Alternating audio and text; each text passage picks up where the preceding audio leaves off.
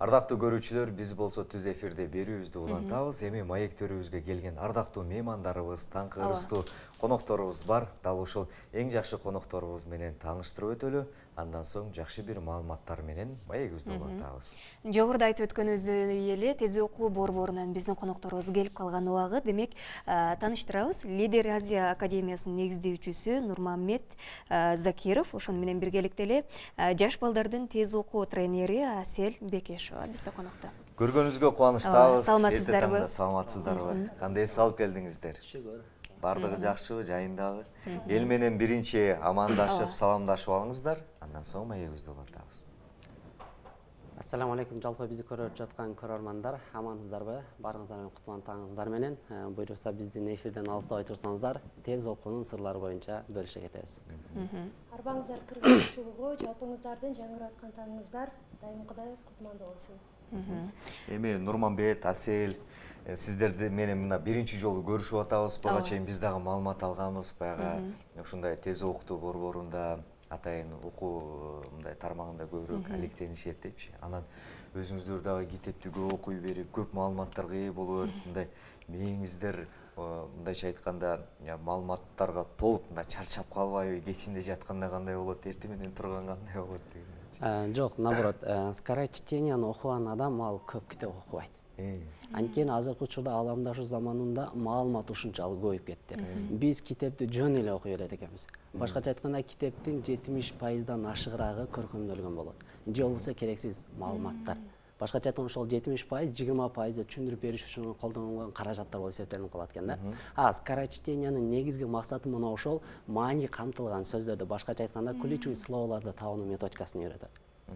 Ошол үчүн билбейм, наоборот, скорочтенияны окуган адамдар китепти азыраак окуп калат. Демек, кандай китепти, кайсыл учурда эмнени окуу керек экендигин так таана билесиз. Анын китептин ичинен маанилүү гана маалыматтарды өзүңүздөргө аласыз. Мисалы, мен сиздерге бир текст менен мисал келтирип берейин. Караңыздар, Т алыскы Италиянын карагайынан жасалган. Эшиктин туткасын өзүнүн назик колу менен кармап, эшикти акырын ачып, бөлмөнүн ичиндеги кандайдыр бир жетишсиздикти толуктаган сыяктуу тим эле өзү жылып бара жаткан кайыксымал акырын басып бөлмөнүн ичин жарытып кирип келди. Мына ушул тексттен эмнени түшүндүңүздөр? Жөн гана ошол эшикти ачып бөлмөгө кирип келгенин негизги маани. Демек, кимдир бирөө кирип келди. Биз билишибиз шарт, ким кирип келди? Асель кирип келди. Мына ошол гана таза информация болуп эсептелет. Демек, ошону баяндап берген бул жакта калган информация ал керексиз. Аны биз өзүбүз деле фантазиябыз менен айтып бере алабыз. Демек, керектүү гана маалыматты алуу маанилүү. Ооба, керектүү маалыматты алуу. Жакшы, ошондо бул жерде суроо жаралып атат да, анан сиздер биз мындай көп деле китеп окубайбыз деп атпайсыздарбы? Анан ошондо айына дейбизби, же болбосо жумасына дейбизби, канча китеп окуп коесуздар? Мен өзүмдүн жашоомон алып карай турган болсом, 3-4 күндүн ичинде бир китепти бүтүрөм. Болгондо дагы ал китепти жөн эле барактап окуп коюу эмес, ошол китептин ичинен атайы каражатта текст маркер менен маани камтылган сөздөрдү сызып белгилеп барып окуп кетебиз. Анткени ошол белгилерди белгилеп кое турган болсок, маани камтылган сөздөрдү качан гана биз ошол китептен кандай бир маалымат издегенде, биз татаал бир мындай көйгөй жараткан маселеге жолукпайбыз. Ачабыз, белгиленген жерди сразу окуй алабыз, жана ала алабыз. Ооба. Эми ушундай маанилүү маалыматтарды мындай качан өзүбүздүн дене боюбузга, кан жаныбызга сиңирип, качан түшүнүп, анан качан ушул тармакка, ушул багытка келип калдык? Качантан башталды ушул? Эми кеңири токтололу, Асель. Биздин бул багытка келгенибизге негизинен 1 жылдын жүзү болуп турат. Биздин академиябыздын ачылганына өзү ушул жылдын башында ачылганбыз. Ага чейин биз өзүбүз дагы булагайлар менен биргеликте ушул курсту окуганбыз. Биринчи онлайн форматта окудук, кийин офлайн форматта дагы тренер болуу үчүн дагы бир ирет окуп чыктык. Мындайча айтканда, бир эле жолу окуп койдук, же болбосо бир эле жылда деген жаңылыш пикир айткым келбей турат. Бирок ушул нерсени дайыма практика кылуу аркылуу болжолдуу ушул убакыттын аралыгында окуп келдик десек болот. Мен бир нерсени баса белгилеп өтүп кетейин. Мисалы, биз жаңы мектептин босоосун аттаган кезде окуу баскычтарын басып өтөбүз да. Мисалы, тамгала окуу деген, андан кийин муундап окуу деген, андан кийин сөзмө сөз окуу деген. Биз ошол сөзмө сөз окуу деңгээли боюнча калып кеткенбиз. Дагы биз билбеген 3 деңгээл бар экен да. Алар фразалап окуу, диагонал форматта окуу, вертикал форматта окуу.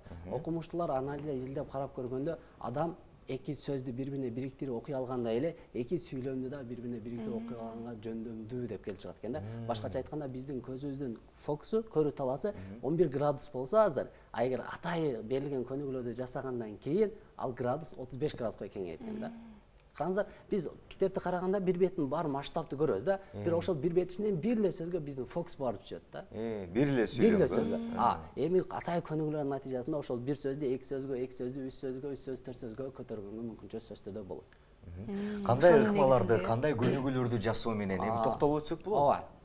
Бул окуу баскычтарын басып өтүш үчүн Асия эжекебиз окуу кемчиликтери тууралуу бир аз маалымат берсин. Мына ошол окуу кемчиликтерин качан биз жок кыла алабыз, андан кийин окуу баскычтарын басып өтөбүз. Жакшы болот. Негизинен ага айтып кеткендей эле эң биринчи нерсе бул кемчиликтерди жоюу керек болуп калат.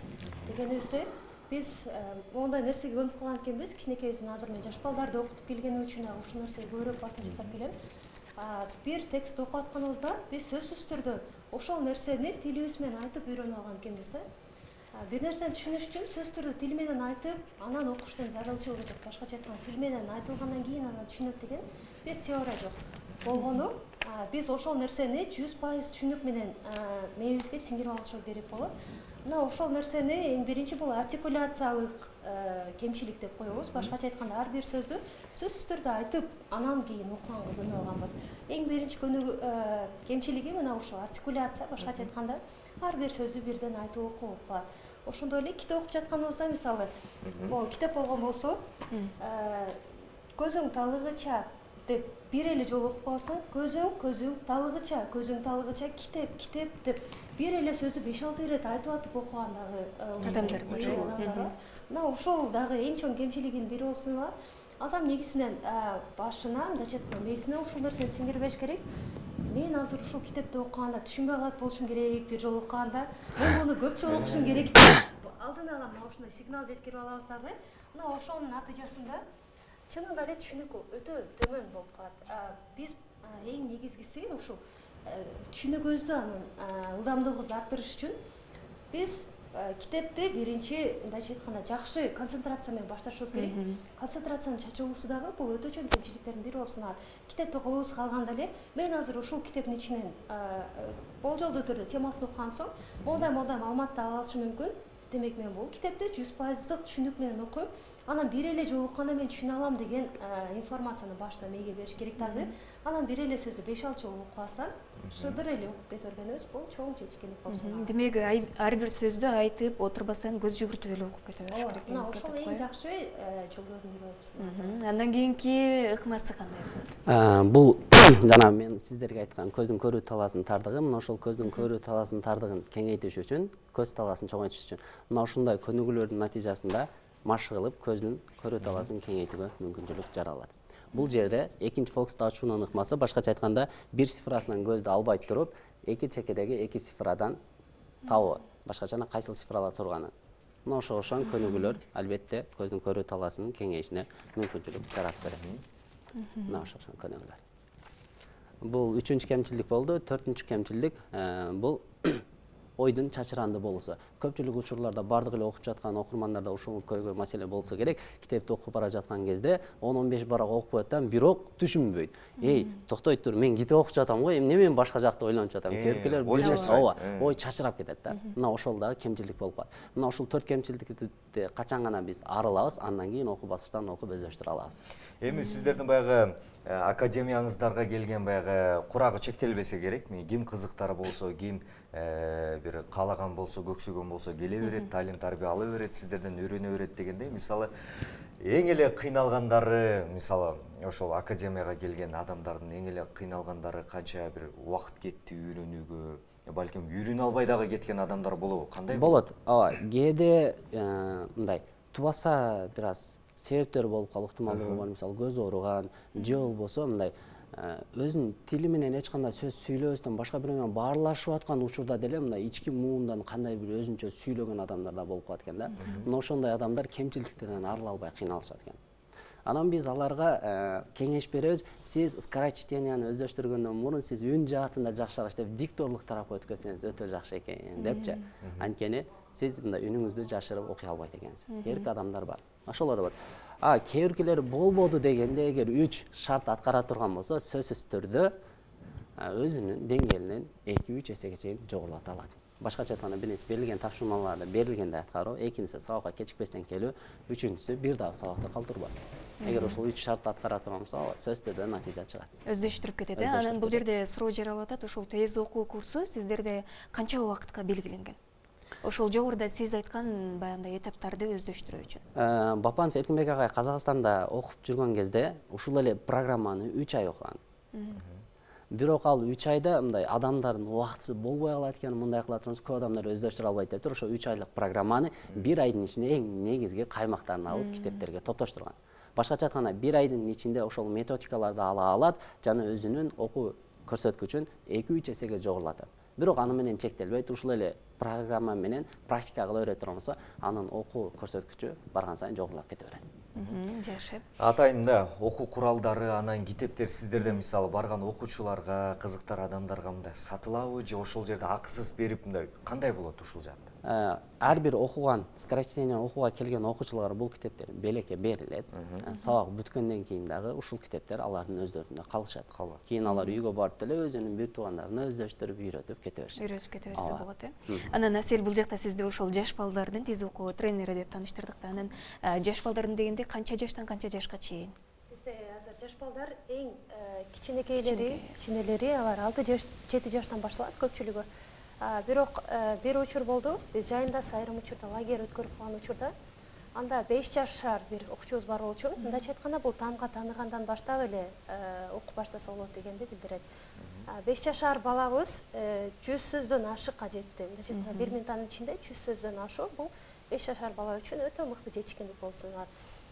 Башында 50 сөзгө жетпеген жаңы гана мында окуп калган болсо, кийин ошол 2 жуманын ичинде жетти.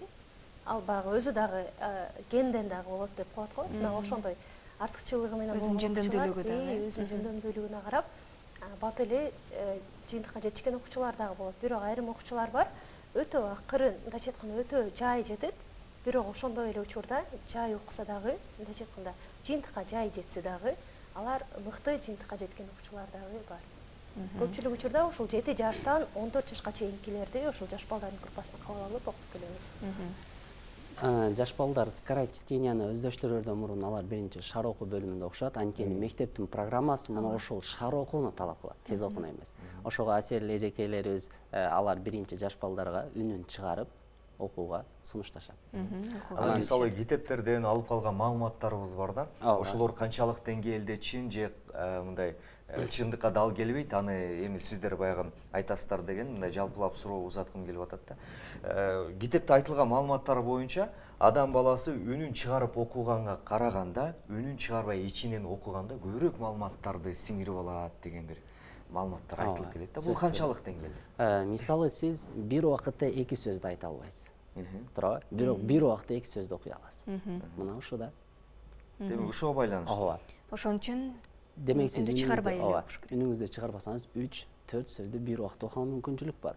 Жана сиз бир сөздүн тыбышы менен чыгарып айткыча чейин сиз уже 2 сөз, 3 сөз, 4 сөздү көзүңүз менен окуп өтүп кетесиз. Мисалы, эгер статистика боюнча алып билгиңиз келе турган болсо, жөн эле сиз саноо процессин карап көрүңүз 1 минутасына. 1 минутта үнүңүздү чыгарып, 1, 2, 3, 4, 5 деп санап көрүңүз. 200, 250 ошондой сөз санай турган болсоңуз, демек сиз дагы минутасына ошондой эле сөз окуй аласыз. Айырмасы эч кандай деле чоң болбойт. Анан ошол менен биргеликте эле дагы бир өзгөчөлүгү бар. Адам кайсы бир сөздү айтып жаткан учурда, ал сөзсүз түрдө өзүнүн дикциясына мани берет, үндүн, темалуу системасына айтор ою ар тараптуу болуп чачыра отуруп, натыйжасында үн чыгарып окуганда ою чачырандуу болот дагы, бир топ түшүнүк аз болот. Ал эми жөн гана ичинен окуган учурда мында оюнун баарысы ошол китептеги маалымат менен болот дагы, натыйжасында көптөгөн жакшы түшүнүктөргө жете алат. Экөөнүн айырмасы мына ушундай деп айтсак дагы болот. Жакшы, эң сонунан азыркы убакта ушул тез окуу курсуна кызыккандардын саны кандай болууда, деги эле кызыккандар канчалык деңгээлде, канча пайыз? Мындан биз жаңы эле баштаган учурда скорочтение ушунчалык жаштардын арасында актуалдуу болуп, кызыккандар өтө көп болду да. Биринчи айда эле 7-8 группа алынды. 7-8 группада 10дон эсептелгенде да 70-80 100гө жакын окуучу болду. Бирок азыркы учурда скорочтениянын бир аз актуалдуулугу түшүп бара жатат. Буга эмне дей турган болсо, тез окуу курстары өтө көбөйдү жана сапат түшүп кетти. мындай жактан көпчүлүк адамдарда тез окууга болгон көз караш өзгөрө баштады бир азчы. Койчу, ал болбогон нерсе экен го. Кантип эле мен окуп көрдүм тиги жерде, менде ушундай болду, жыйынтык болбоду деген сыяктуу бир аз мындай ренжитерлик сөздөр пайда болду да. Бирок ошентсе деле ким мындай өзү талап кылып окуй турган болсо натыйжа көргөзөт, кимдир бирөө көргөзө албайт. Ал адамдын өзүнүн калоосунан да албайт. Демек ошол жерде окутуп жаткан мына тренерлерден дагы көз каранды болобу? Сөзсүз түрдө. Ал жерде тренерлердин окуучулар менен иштешүү процесси кандай болот?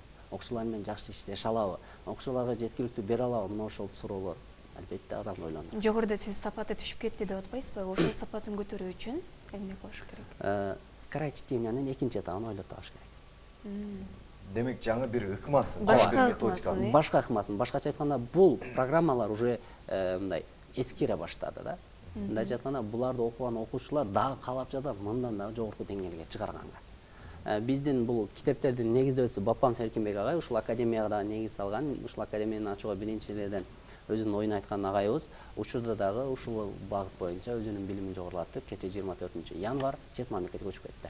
Ал Казакстанда эми экинчи этабын үстүнөн иш алып барат Ооба, деген. буюрса Лидер Азия академиясында скорочтение боюнча экинчи этап май айларында башталып калат. Жакшы. Эми баягы көпчүлүк адамдар айтышып калат да, мен бир гана баягы жан дүйнөм каалап калганда гана китеп окуп калам деп. Кээ бирлери баягы күн сайын окуганга аракет кылат, адатка айландырып алган бир адамдар дагы арабызда табылат да. Анан негизи адам күн сайын китеп окуп туруш керекпи же өзүнүн бир мөөнөтү барбы, баягы чыгармачыл инсандарга илхам келгенде ырдап калат же ыр жазып калат дегендей эле бир түшүнүк барбы бул китеп окууда да? Кандай болот? Сел жооп берип койсоңуз. Китеп окууда бул кадимки эле сөзсүз түрдө биз аны адат кылып ала турган өзгөчө бир өзгөчөлүк деп койсок да болот. Анткени китеп окуган адам менен китеп окубаган адамдын айырмасын деле өзүбүз байкап калабыз. Бул жөн эле мээни тынчтандыруу үчүн дагы китеп окуган адамдар бар. Же болбосо мындайча айтканда, сөзсүз түрдө эртең менен жарым саат болсун китеп окуп алуу, бул менин ошол күндөгү мындай активдүү иштешин өзү эле машыктырып, камсыз кылып коет. Демек, ушул эле жооптон алсак болот. Китеп окууну сөзсүз түрдө адат кылып алып, анан ал нерсени биз күндө тамак ичип жегендей эле мээбиз үчүн дагы азык кылып алсак, мына ушул дайыма эле ашказандуу эмес, айрым учурда баш казаныбызды дагы толтуруп туруу, айрым учурда эмес, күндө толтуруп туруп, бул эң чоң зарылчылыктардын бири болуп саналат. Ошону менен бирге эле жогоруда сиздер эфирдин башында да айтып өттүңүздөр, мындай китепти эле ошол китепти көргөн китепти окуй бербеш керек деген сыяктуучу. Анан эми ошол китепти окуп тандоодо, окуйм дегенде тандоодо эмнеге көңүл буруш керек? Китеп окуунун алдында сөзсүз түрдө максат болуш керек. Ушул 4 суроого жооп бериш керек. Биринчиси, эмне үчүн окушум керек? Бул китепти мен эмне үчүн окушум керек? Ушул суроону берип алыш керек. Экинчи, ушул окуган китептин ичинен мен кайсы маалыматтарды эстеп калууга милдеттүүмүн? Кайсы маалыматтар мен үчүн керек? Ошону тактабаш керек. Үчүнчүсү, менде канча убакыт бар бул китепти окуганга? Мына ушул 3 суроону берип ала турган болсо, сөзсүз түрдө ал адам ал китепти өзү канааттандырарлык даражада окуп түшүнө алат. Жакшы, сонун ошону менен биргеликте эле азыркы учурда көпчүлүгүбүз баягы шыктандыруучу китептерге да басым жасап калбадыкпы. Анан ошону менен биргеликте эле көркөм чыгармалар, адабий чыгармалар бар да. Эми ушуларды окугандан кийин адамга өзүнүн тийгизген таасири жөнүндө анан сиздер ушул эки багыттан кайсы бирин көбүрөөк окугула деп сунуштайт элеңиздер? Эгерде мындай мектеп окуучулары боло турган болсо, адабий китептерди окуган жакшыраак. Эмнеге дегенде адабий китептердин көбүндөсү биздин өзүбүздүн тарыхча калтырылган. Тарыхын билбеген адамдын келечегине ишенбейт. Андыктан биринчи тарыхты окуп үйрөнүп алдым, андан кийин башка жакта окуп өздөштүрүүгө мындай кызыктар болсок жакшыраак болот эле. Эми дагы мындай кененирээк токтолсок жакшы болот эле. Мына колубузда, жаныбызда турган китептер бар да. Булар ары бири бөлөк-бөлөк методикадабы же кандай булар? Бул эжекебиздин китеби. Тепкичтер менен башталат. Көргөнүздө 3 башка китеби бул жакта. Бул үчөөнүн ичинде өзүңүздөр айтып өткөндөй эле 3 башка методдор камтылган. Мисалы, бул жаш балдардын тез окуу китебин биз биргеликте түзүп чыкканбыз. Мунун ичинде ошол иштеп жаткан процесс учурунда жаш балдарга кайсынысы эң мыкты жардам берген болсо, мына ошолорду камтып туруп, ушундай практикалык китеп жасап чыкканбыз. Жаш балдардын тез окуусуна караганда чоң адамдардын окуу өзгөчөлүгү бир топ башкача болгондуктан ар кимисин өз жаш курагына карата түзүп чыкканбыз. Андан сырткары бул жаңы окуп жатканда алардын баскычтарына дагы карап кетет. Мисалы жаш балдар бул китепти окуп бүткөндөн кийин сөздөрдү чоңдордун китебине дагы басып өткөнгө болот. Бирок чоңдор үчүн дароо чоңдордун китебин окуп кетсе, жаш балдардыкын биринчи мондай көргөзүп аткандай бул жакта шаар окуу деңгээлин басып өтүш үчүн сөздөрдө мындай оюндар менен камтылган, көнүгүүлөр камтылган. Ошондой эле бул жакта көбүнчө риторикалык көнүгүүлөр көбүрөөк десек болот. Башкача айтканда, мээнин 2,5 шарын бирдей учурда иштете турган көптөгөн көнүгүүлөр бар. Мына ушул көнүгүүлөрдү жасоо аркылуу биздин окуучулардын бир гана окуу жөндөмдүүлүгү эмес, мээнин активдүү иштөөсү дагы камсыздалат десек болот. Мисалы бул сүрөттү жөнөкөй эле айтып өтө турган болсок, жөнөкөй адам дагы жасашы өтө кыйын болот бул көнүгүүлөрдү. Бирок окуучуларга ошол оюндун ичинде айтып өткөнүбүз үчүн алар баягы татаал экендигин билбестен эле көпчүлүк учурда жасап коюшат да. Мисалы бул сүрөттү көрүп турганыңыздардай биринчи эки колдоп биринчи үстүнө басып тарып чыгышат.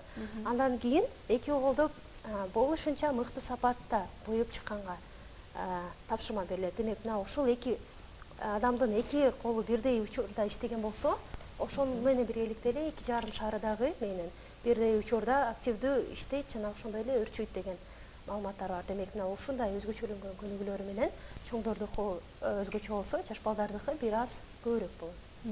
Жакшы, эң сонун. Эми Нурманбет агай, чоңдорго арналган кандай көнүгүүлөр бар? Мына бизге сабак ушул жерде кыскача бир көнүгүүлөрдү, мындай ыкмаларды түшүндүрүп өтсөңүз аябагандай жакшы болуп эле, көрүүчүлөр дагы кызыктар болсо керек. Биз сиздерге анда биринчи эс тутум боюнча бир аз эме кылып берели.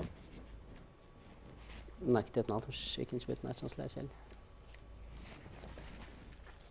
Бул китептин ичинде Бул жерде бир гана агай кечиресиз, эс тутумду жакшырта турган бир методикалар, көнүгүүлөр, ошону менен биргеликте тез окуу боюнча дагы методикалар камтылган бардыгы. Сөзсүз түрдө бул жакта тез окуу жана эс тутумду өстүрүү процесси бар. Бул жакта эс тутумду кандай өстүрөт десе, Атай өзүнүн ыкмалары менен. Мисалы, чет тилдик сөздөрдү өздөштүрүүдө Атайы ассоциация деп коет. Байлоо ыкмасы менен жатат, туурабы?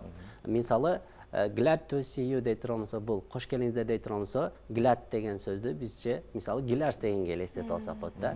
To дегенди тур деген сыяктуу мусулда элестетип алсак болот. Анан see you дегенди сүйүү деп койсок болот да. Гиларста турбай сүйгөнүң келди, кош келиңиздер деп күтүп ал деп бир байлап кое турган болсок, бул мындай бир жагынан күлкүлүү дагы жана эске сактап калымдуу дагы болот да. Эгер ушуну байлап жатып атсам да, алар жакшы мыкты деңгээлде эстеп кала алат. Мисалы, just moment деген бир аз, бир самга боло турган болсо, чет тилдик сөздөрдө жазсаң моментинде, жаз убагында деген сыяктуу мусулда биз элестете турган болсок, демек ошол just moment деген англисче сөздүн кыргызчасы менен кошуп биз жаттаганга өтө сонун эффект болот да. Дал ушундай эле кылуу эле эми сөздөрдү жаттоодо кандай кылат дейт турган болсо, мисалы сиздерге бул жактан эме кылалы, экинчи көнүгүүдөн ырчы деген сөзгө чейин сиздерге убакыт берели. Ооба. Канча сөз жаттай аласыздар? Жатташ керек болсо экинчи көнүгүүдө. Ооба, экинчи көнүгүүдө башынан баштап ырчы деген жерге чейин. 1 2 Ырчы деген азыр мен түшүнүп алайын. Ырчы деген кайсыл жерде турат? 4-сааттын эң аягы. Таптыңыздар, Макул, мен убакытты белгилейин. 1 2 3 кетти.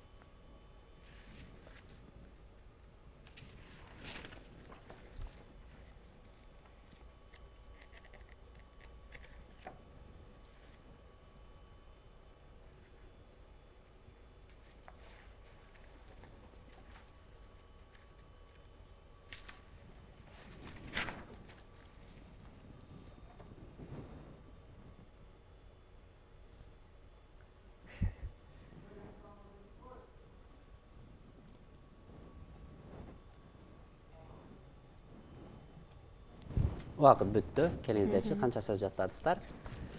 Эми айтышыбыз керек бул сөздөрдү. Айтышыңыздар керек. Мен суроо берейин, сиздер айтасыздар. Булут деген сөздөн кийин кайсыл сөз бар агай? Булут деген? Ооба. Жок, мен мында катар менен жаттабадым, өзүм эстеп калгандарым да эсимде да. Катар менен, ирет менен жаттаган жокмун. чач, шпыргы, банан, ырчы, пианино, тарак, калем, барабан, дагы. Болду окшойт ушулар. 8 сөз. Эжеке? ырчы, пианино, дептер, калем, шыпыргы, борон беле, борон. Мен ойлоп аткамда ушу ырчыга байланыштуу эле неме кетип атат мунун арасында депчи. Ушул эле окшойт. 7 сөз. Караңыздар, бул жакта жаттыгында эмнесине карап жаттадыңыздар? Мисалы, жылдыз дегенде бир жылдыз келди элеси, асманда бул жылдыз экен деген сыяктуу. Шыпыргы дегенде үйдөгү шыпыргыны элестетип Мен алыпсызбы? акыркы мүнөттөрдө элестеттим ошол нерсечи. Ырчыга байланыштуу. Демек ырдап атканы, микрофону, пианиносы Ошонун айланасында деле. ошонун айланасында анан шыпыргы деп атканда эле ушул жерде баягы шыпыргыла элестетүү келди да. Ошонун негизинде мындай ошол гана мен айткан сөздөрүм мындай сакталып калды да. Ооба, жаттоо процессинде мына ушул 3 нерсени эске алыш керек. Биринчиси бул элестетүү. Эмне себептен жаш балдар жакшы жаттайт дейт болсо, бизден караганда алар элестетет. Элестеткенде дагы өзгөчө элестетет да. Мындайча айтканда акылга сыйбай турган даражада. Ушундай кылыш керек, биринчиси элестетиш керек, аны өзгөчө кылыш керек. Чоң болсо кичинертип, кичине болсо чоң болуп, тоголок болсо төрпүштүк кылып, төрпүштүк болсо тоголок кылып, мындайча айтканда өзгөчө кылып, анан бир формага алып келиш керек да. Ушундай алып байлап жаттай турган болсок, мыкты деңгээлде жаттоого мүмкүнчүлүк болот. Эми караңыздар, мен бул жактан дагы минутаны коюп туруп сиздерге 30-20 сөздү айтып берейин. Мындайча айтканда, ассоциацияга байлап, ошону сиздер канчалык деңгээлде жаттай аласыздар, карап көрүңүздөр. 1, 2, 3. Сары галош даракта өсүп турат. Дарак барабан чертип атат. Дарак барабан чертат. Барабан журналды алып жей баштады. Журнал барабандан качып кастрюляга түшүп кетти. Кастрюль канат кагып асманга учуп кетти. Асманда эчки идиш жууп жатыптыр. Идиштер бадыраңды кубалай баштады. Бадыраң качып кайыкка түшүп кетти. Кайык асманда сүзүп бара жатып чиркей менен кагышып кетти. Чиркей кулап конвертке түштү. Конверт жылан болуп боролуп китепке кирип кетти. Китепти ушундай көтөрсөк, китептен күрүчтөр төгүлө баштады. Күрүч фонтан болуп атылды. Фонтандын фарасы сынып, аюуну басып калды. Аюу телефонду кармап жатып калды. Телефондон гүл өсүп алды. Келиңиздер. Биринчи сөз. Биринчи сары галош бакта илинип турду. Демек, биринчи сөз кайсы болуп кеткен? Галош. Галош. Бак. Бак. Андан кийин бак эмне кылды? Бак барабан. Барабан. Барабан чертти. Андан Барабан курсак ачып, эмне кылды эле? Самолет учту беле? жок. Барабанын курсак ачып бир нерсени жей баштады. Журнал болчу. Макул, мындай кылайын. Асмандан кийинки сөз агай. Асмандан кийинки Кастрюль канатынга асманга учуп чыкса, асманда эмне кылып атыптыр? Ким эмне кылып атыптыр? Эчки болчу. Эжеке? Идишип аткан. Макул. Фонтанга чейинки сөз. Фонтанга чейинки сөз. Эмне фонтан болуп атылды? Китеп беле? Жок. Эстетип көрүң. Ичинен калганда эмне чыкты? Китептен ичинен кандай? Чымын конвертке кулады. Анан Жок, эстеп. Күрүч фонтан болуп атылган болчу, күрүч. Ооба, аюудан кийинки сөз. Фаранцыны аюуну басып калгандан кийин аюудан кийинки сөз кайсыл болду? Макул. Мындай болуп калды. Ооба, көпчүлүк учурда биз мындай элестетип көнбөгөндүктөн мына ушул процессте дагы бир аз аксап калабыз. Эгер биз мына ушул процесс менен жаттай турган болсок, бизде дагы бир 3 өзгөчөлүк болуп калат. Биринчиси биздин сөз байлык көбөйөт. Экинчиси фантазия кеңейет. Үчүнчүсү ой жүгүртүү дагы курчуйт. Азыр бул жерден сиздер эмне үчүн эстеп калбаганыңыздардын бир себеби бул жерде жана айтып өткөнүбүздөй сиздердин концентрацияңыздар азыр эфирде болуп жаткандыгынан дагы болуп калат. Ал эми биздин көрүүчүлөрүбүз жанатан бери байкап отурабыз. Бул жакта баарысын эстеп калып айтып отурушат. Демек бул жерден дагы эстеп демек маңызына жетсек болот. Демек концентрация бир жерге топтогон учурда, ойду бир жерге топтогон учурда кайсы бир нерсени аткаруу жеңил болот. Ал эми азыр сиздердин абалыңыздардай ар тараптын нерсени ойлонуп жаткан учурда бир нерсени эстеп калып бир аз ата болуп калат. Ойлорубуз дагы чачырап кетти. Мындай бир мындай оюбузду бир жерге мындай топтой албай калгандыгыбыз дагы бизге мындай ар кандай мүчүрүштүктөрдү пайда кылды да. Эми жакшы бир ыкмалары бар экен, буюрса биз дагы катышабыз, жакшы бир үйрөнөбүз деген тилектерибиз бар. Эми ушул кызыктар адамдар, көрөрмандар мындай кайсыл жерден издеп тапса болот сиздерди? Оштун кайсыл дарегинде жайгашкансыздар? Биз келечекте Тынчтык соода борборунун 3-кабатында жайгашканбыз. Учурда биздин филиалдар Ош, Бишкек, Москва шаарларында иштеп жатат. Эгер Instagram баракчасы аркылуу кайрыла турган болсоңуздар, skrachchenia.kg десеңиздер чыгат. Андан сылга leaderasia.kg десе дагы ошол баракчага сөз берет. Ошол аркылуу тапса Ал болот. жактан мен жылай жооп беришет. Сиздерге ыраазычылык билдиребиз. Тез окуунун эми сырлары аябагандай көп экен. Чындап өзүнүн курсуна окуп өздөштүрүү керек экен. Эми эркин микрофон берели. Сиздер менен дагы да болсо булардын ыкмаларын сурап үйрөнгүбүз келип атат, бирок бизде убакыт чектелүү болгондуктан эми эркин микрофон. Мен бир нерсени эле айтайын. 925-жылы Америка университеттеринде скорочтение өтүлгөн да. А бизде 924-жылы биринчи жолу эркин тоо гезити кыргыз тилинде чыккан да. Эми бул дегенде 150 жыл биз Европа мамлекеттеринен аркадабыз. Биз Европа мамлекеттерине жетүүнү каалай турган болсок, учурда жаңы чыгып келе жаткан, учурда коомго өтө зарыл болгон, суу менен абадай заа болгон билимдерди алышыбыз керек. Мисалы, компьютердик билимди албай турган болсок, биз өтө артта калып кетебиз. Анткени компьютердин заманы келе жатат, Экинчиси, караңыздар.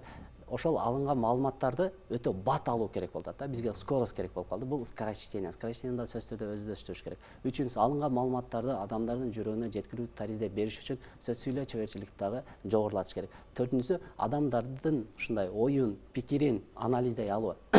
Алардын сүйлөп жаткан сөзүнө туура мындай анализ кое алыш үчүн психология илимин дагы өздөштүрүш керек.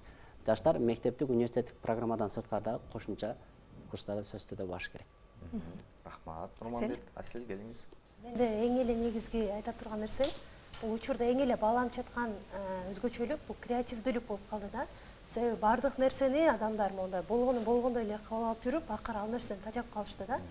Азыр адамдарга өтө өзгөчө нерселер, креативдүү ойлор менен жасалган аракеттер ушул нерсе бааланып калды. Демек, ошол креативдүүлүктү өнүктүрүш үчүн дагы ар кандай кошумча курстарга ошондой эле адам өзүн ар тараптуу өнүктүрүүгө көбүрөөк басым жасаш керек деп ойлойм.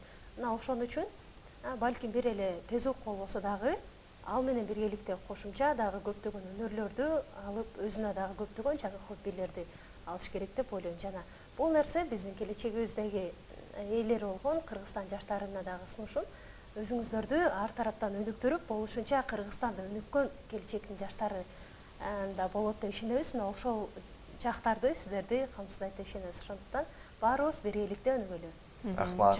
Эфирдин соңунда сиздерге дагы ыраазычылык айтабыз. Мына биздин сунушубузду четке какпастан келип бергениңиздер үчүн чоң рахмат. Ишмердүүлүгүңүздөр токтобосун, өнү өссүн, өркүндөсүн, дайыма эл журттун кызматында болуңуздар, бар болуңуздар. Академиясынан дагы сиздерге терең ыраазычылык билдиребиз. Ушундай эфирге чакырып, бизде жаштарга маалымат берген мүмкүнчүлүк жагат. Рахмат, бар болуңуз. Ардактуу көрүүчүлөр, биз болсо эфирдик сапарыбызды алдыга көздөй улантабыз. Азыр бизде жарнамалык тыныгуу бар, андан соң жакшы бир түрмөккө көңүл бурабыз.